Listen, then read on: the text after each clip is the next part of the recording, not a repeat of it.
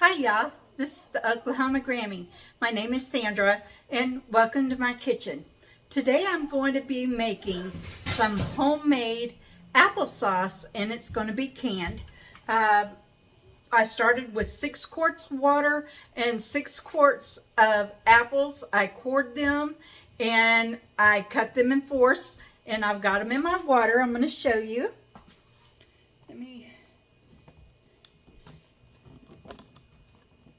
As you can see in my pan, we have this on a medium-high heat.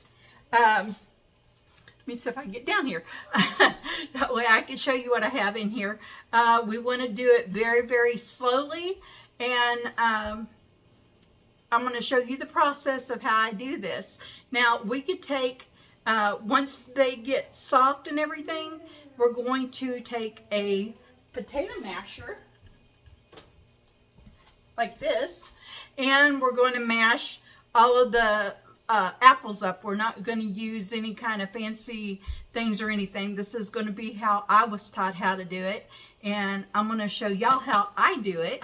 And what we're going to do once we get it for where we're able to mash the apples, I'm going to taste it and see whether it's sweet enough where I don't have to put sugar in it. If I have to put sugar in it, I'm going to do it 1 cup at a time.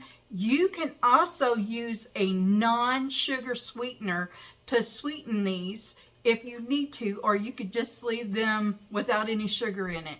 So this takes approximately 20 to 30 minutes. So I'm going to bring you back whenever they get soft enough for where I could start smashing them. That way you will be able to see it.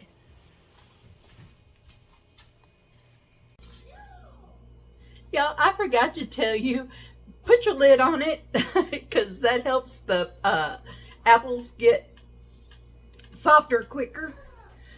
Excuse me. And you can also use mixed match apples. You can use tart and sweet, or you can use all tart and all sweet. You know, it doesn't matter. I have Gala and Pink Lady in here. So yeah, y'all take and do, you know, do your apples however you want. It's okay to mix and match, and it's the same way with apple pie filling. You can mix and match, and you're going to hear some of my grandbabies because they're playing. There ain't no school today. So, you know, just make sure you put your lid on it because that helps the apples get softer a little bit faster. I'm sorry, I forgot to tell you that. So I'm about 15 minutes in on having this boiling, and if I stir them up, you can see that the apples are starting to break up already. It takes approximately 20 to 30 minutes, so everybody's stove, like I tell everybody whenever I'm baking, everybody's stove is different and everything cooks different on different stoves. If you have a gas stove, it may cook even a little bit faster. When this starts boiling with your lid on it, don't let the foam come up. If you get too much foam on top of your apples and it looks like it's rising, turn your burners down because you've got it up too high. And we're going to go ahead and let this go. We're going to cover it back up. And as you can see, this is just how I stir it. And this is how I was taught. It smells, you can smell the apple juice in here now. You know, it's just making the whole house smell like apples right now. So, all right, I'll be back with you in just a few minutes.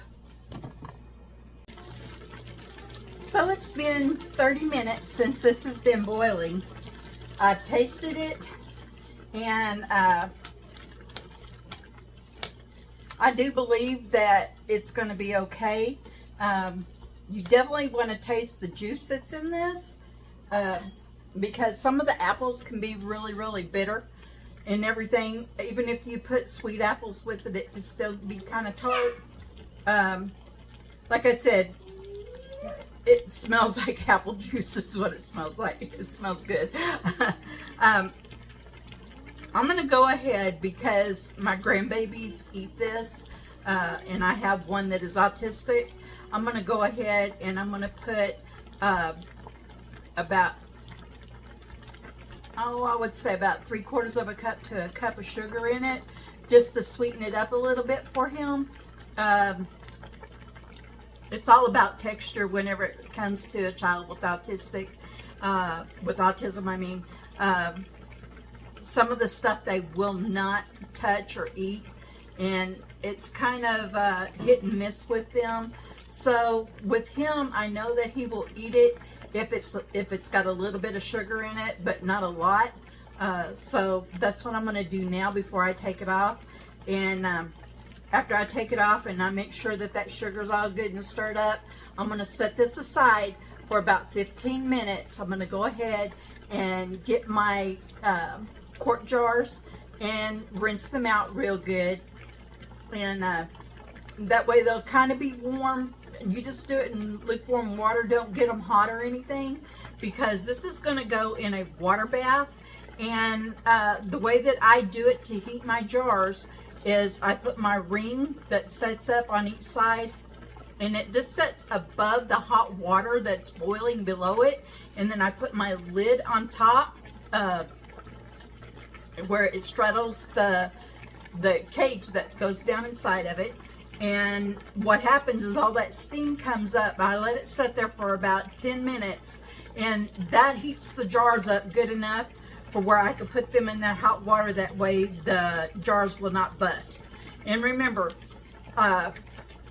when putting anything in your jars, it's very important that you take and run your jars underneath warm water before you put your lids on them, to get anything that's on that jar off of it. And a lot of people use this vinegar.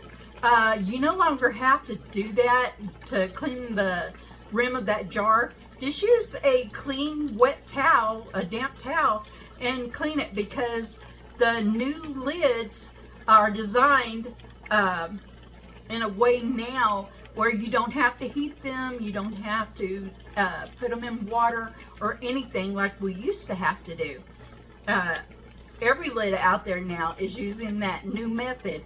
And yeah, so all you got to do is stick that lid on the jar and take and turn it until it's finger tight. You do not want to tighten that down, especially with apples.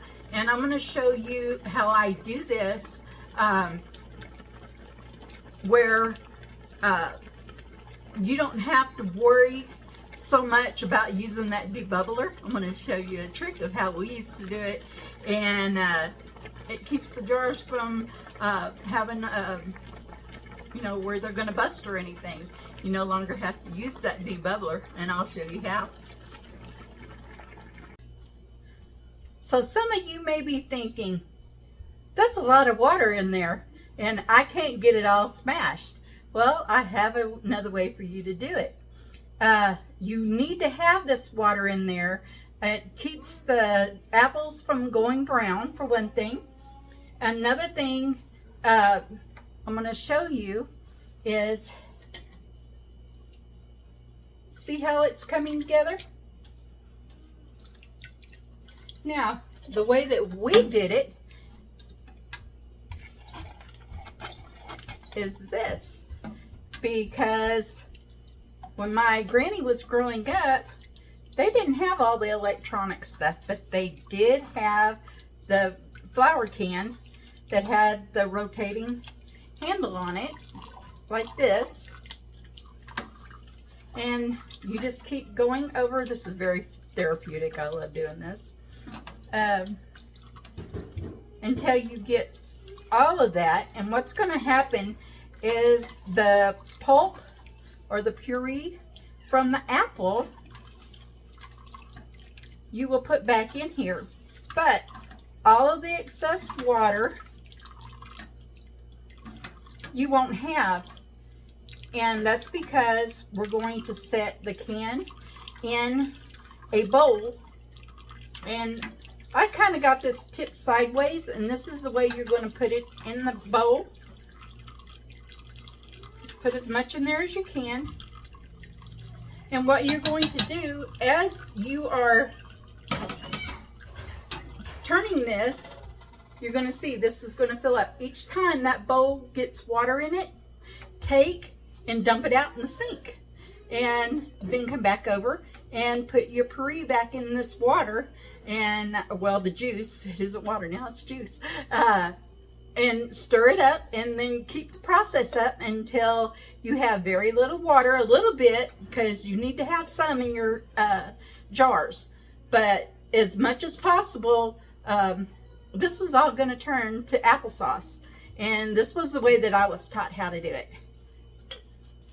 So I'll show you in just a minute what it looks like. So I have got this all mixed up, as you can see, and we're going to put it, as you can see, it has come out to be the applesauce that we need. And we're just going to scrape it all out of here, back into our pan. And we're just going to keep this process up until we have no more chunks in the applesauce. And make sure you get it off the bottom, as you can see. And then we're going to stir it up. And it's becoming applesauce, and we're just going to keep doing this until I get it to the consistency, and you get it to the consistency that you want, where you don't have so much liquid, but you have some to put in your jars. Right now we still have a lot of liquid, and this was just how I was taught how to do it. I love doing it this way. If you have like an immersion blender or a food processor, you can always dump some of the water out and put it in there and let it mix it up. But this is helping you to learn how to do home canning without any of the electronics that we've all become accustomed to. And if we're ever in a scenario where there is no power, the grid is down, or we have no gas or anything, you will know how to do all of this for your family and have it canned up and be ready to go in case something like that happens. Let's hope that doesn't happen, but we're living in a strange world right now where anything is possible, and we need to have our preps ready because we just never know. And let me get all this done, and I'll come back and I'll show you whenever I jar it. So my applesauce is ready, and I'm fixing to put it in the canister. And this spoon is slotted, as you can see, and this is how we want our applesauce to be able to put it into the canner. So, I mean into the jars, I'm sorry. So I'm gonna get these canned up and get them in the jars, and I'll be right back with you. So I got 4 quarts of applesauce out of that. I had started with 6 quarts of water and 6 quarts of apples. So, and I'm going to show you how, whoa, I'm sorry, grandbaby. I'm going to show you how we debubbled. We never put a full jar of applesauce. We only did it to where it starts to curve up. Oh no! Okay, and what we did, because we didn't know there was anything called debubbling, okay? So what we did is we shook the jar. We do this on all of our canned goods that we do. You just shake it until it becomes smooth inside of the jar. And it completely removes all of them air bubbles. Ow. And I will do that with each one of my jars. I'm sorry, I'm having to hold the tripod, that way the grandbaby don't get it. If you can see how that looks. Now, watch. Just gently do this, and it will remove all of them air bubbles. Ooh, ba, ba, ba, ba. Let's see. Can you see? And it made it smooth. It took out all them air bubbles. And that's all we do. We only went to right here because apples contain air anyway. It's just a natural part of the apple. And they expand no matter what you do. And like I said, we just shut the jar gently like that, and that released all of the air bubbles. As you can see.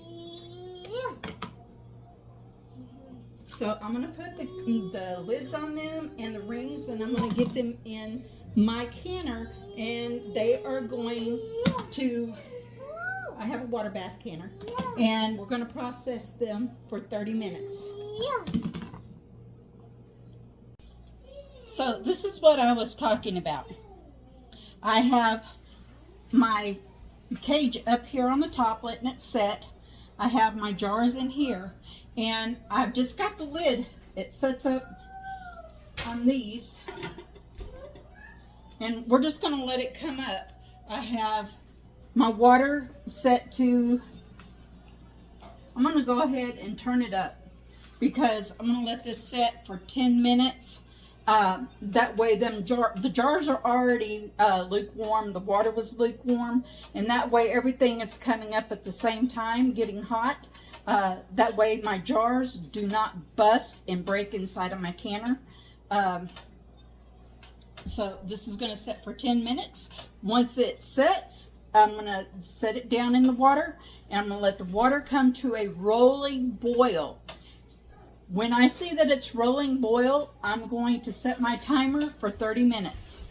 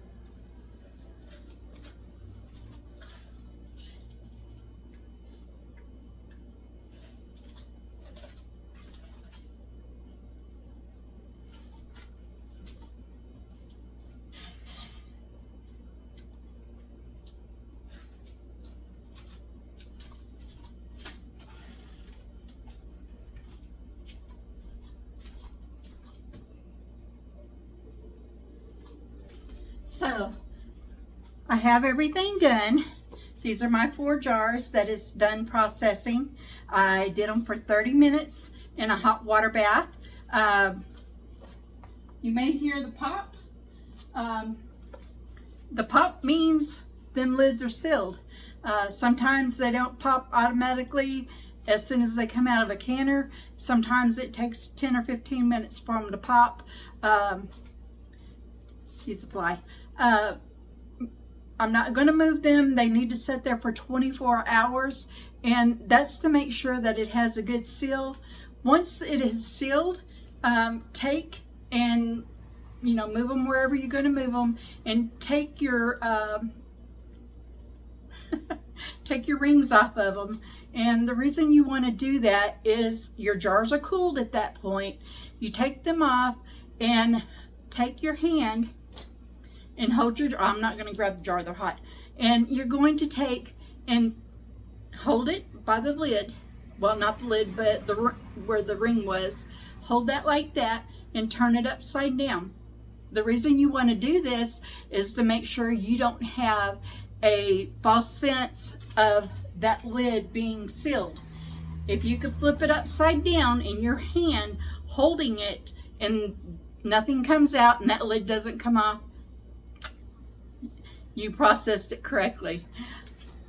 If you like my video, I hope that you'll share it out, and if you're not subscribed, I hope you'll consider subscribing. Excuse the fly. We're expecting rain. If you are subscribed to my channel, thank you so kindly. If you're considering subscribing, I really appreciate it. Pop. And I'll see you next time on my next video. Bye.